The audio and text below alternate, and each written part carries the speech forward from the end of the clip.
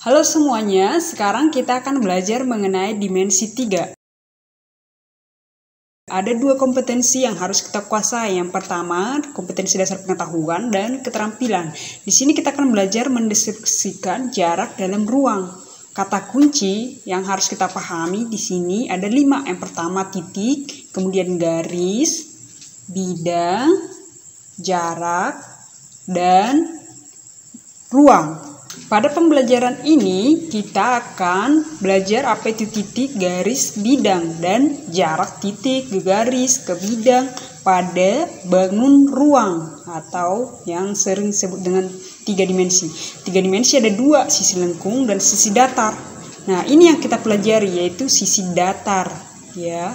Jadi yang kita pelajari adalah bangun ruang sisi datar. Kita melihat cabang-cabang matematika, maka 3 dimensi ada pada geometri ya. Yang kita pelajari khusus yang bidang datar, yaitu bagian limas, kubus, dan prisma ya. Jadi ini yang khusus kita pelajari pada pembelajaran ini.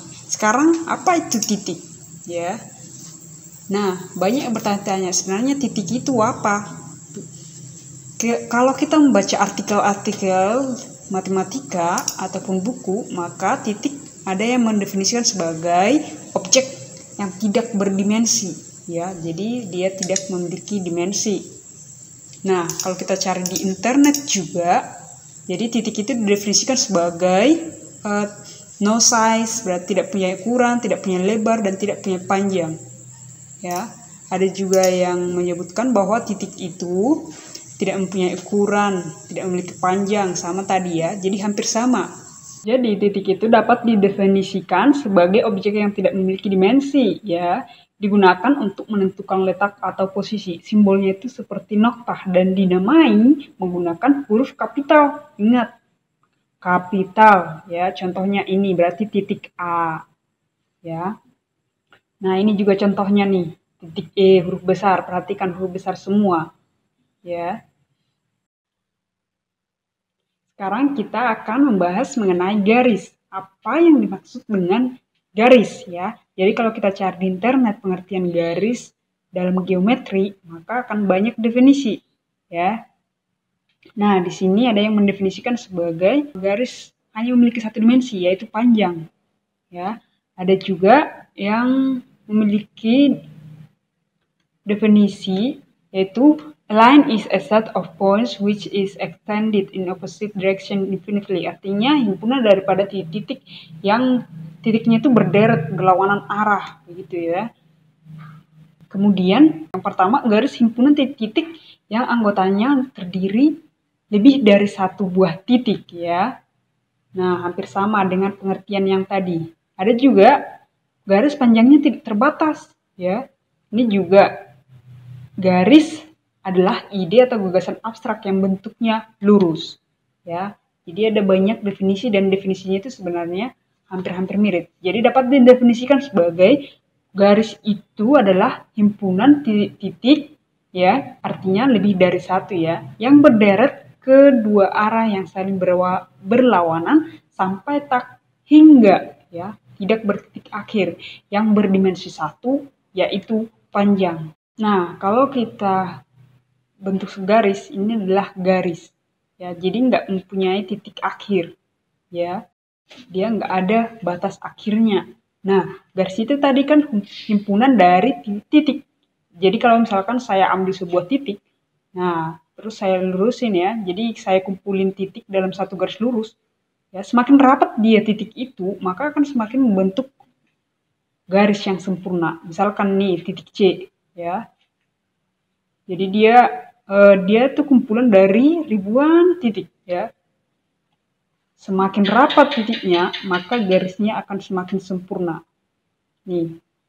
Ya, garisnya akan semakin sempurna. Perhatikan karena titik-titiknya itu udah semakin rapat.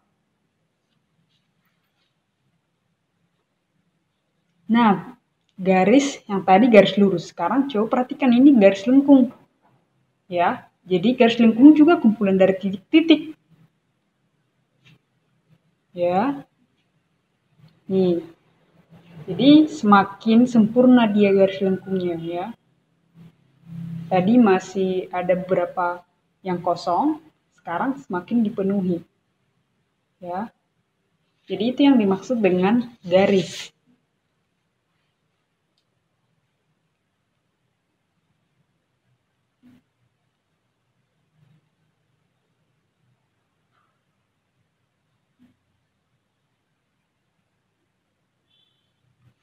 Nah, jenis-jenis garis ada dua ya. Secara umum ada dua. Yang pertama itu garis lengkung ya, garis lengkung nih. Contohnya garis yang hijau ini. Kemudian garis lurus ya. Kalau bentuknya lurus berarti itu garis lurus. Ya. Apa bedanya garis lengkung dan garis lurus?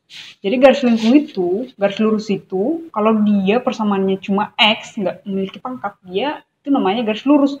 Tapi kalau sudah memiliki pangkat nih, misalkan saya buat X2 ya, X kuadrat, dia itu disebut dengan garis lengkung atau sering disebut dengan kurva ya.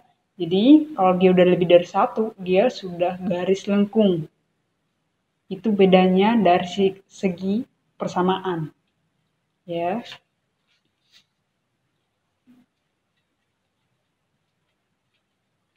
Nah, saya pernah lihat garis seperti ini. Ini apa, Bu? Nah, yang ini disebut dengan segmen. Ya, segmen itu adalah garis yang memiliki titik awal dan titik akhir, yaitu A dan B. Jadi kalau lihat seperti itu namanya segmen. Cara penamaan garis ya ada dua. Pertama menggunakan dua huruf kapital yang diletakkan pada dua titik pada garis ya. Jadi kalau misalkan ada dua titik, misalkan titik A dan B ya. Jadi ini disebut dengan garis AB atau secara notasi ya. Ini simbolnya ada tanda panah di atas. Cara penamaan yang kedua yaitu menggunakan huruf kecil diletakkan pada ujung garis. Nah, misalkan garis ini disebut dengan garis H jika hanya diletakkan di ujung garis. Ya. Sekarang bidang. Apa itu yang maksud dengan bidang? Nah, tadi Miss sudah screenshot beberapa buku. Nah, definisinya adalah kumpulan garis-garis yang memiliki panjang lebar dan berada pada dimensi 2. Ada juga ini, ya. Jadi ada banyak pemahaman garis. Kalian juga bisa cari di buku kalian. Ini yang sudah Miss baca tadi. Bidang diartikan sebagai permukaan yang rata, meluas ke segala arah. Ya, memiliki dua unsur yaitu panjang dan lebar. Ya, jadi dapat didefinisikan sebagai permukaan rata yang terbentuk dari himpunan garis-garis sehingga bidang hanya memiliki dua dimensi yaitu panjang dan lebar, tidak memiliki ketebalan ya. Nah, ini nih misalkan garis nih. Jadi kumpulan daripada garis-garis ini akan membentuk bidang. Jadi kalau seandainya Miss tarik hati-hati, dia akan memiliki bidang yang sempurna. Nah, atau seperti ini biar lebih rapi. Ya. Dia membentuk bidang. Ya, jadi garis-garis ini membentuk bidang. Nah, semakin rapat dia garisnya, maka bidangnya itu akan semakin terbentuk nih, semakin sempurna. Nah, semakin kelihatan bidangnya karena garisnya sudah semakin rapat.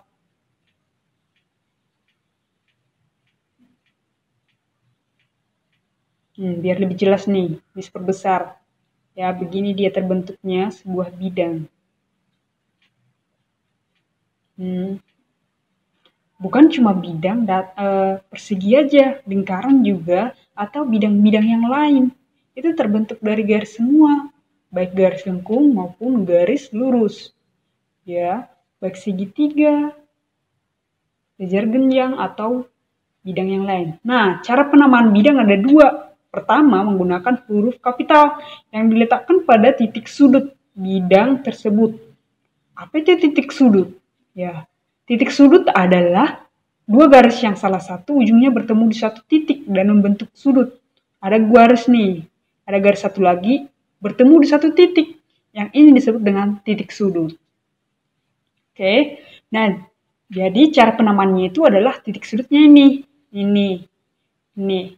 Biasanya penamaan selalu dimulai dari bawah. A, B, C, D. Ya, bidang A, B, C, D. Ya. Cara penamaan kedua menggunakan huruf kecil atau huruf Yunani, alfa, beta, sigma, gamma ya, yang diletakkan pada daerah bidang tersebut. Seperti ini. Ini disebut dengan bidang alfa, ya. Kemudian ruang. Definisi ruang adalah kumpulan bidang-bidang yang punya panjang, lebar, dan tinggi. Ya. Nah, ini daerah untuk 3 dimensi. Nah, kumpulan bidang-bidang tadi kan. Nah, coba kita perhatikan ini. Ini adalah 5 segitiga. Terbentuk dari bidang segitiga. Ya, ini merupakan 5 sini adalah bangun ruang, tapi terbentuk dari bidang datar, yaitu bidang segitiga. Nah, ini kubus. Dia terbentuk dari mana? Yaitu terbentuk dari bidang persegi. Yaitu, ingat ini, lihat bidangnya. Ya. Begitu juga dengan bangun-bangun yang lain. Ini juga bisa dibentuk dari segitiga. Tergantung kalian mau bentuk bangun yang seperti apa. Intinya, jadi bangun ruang itu terbentuk dari bidang datar juga. Ya, bidang-bidang. Ini juga nih. Persegi 5, segi 7, segi berapa yang kalian mau. Tergantung kalian mau bentuk bangun ruang seperti apa.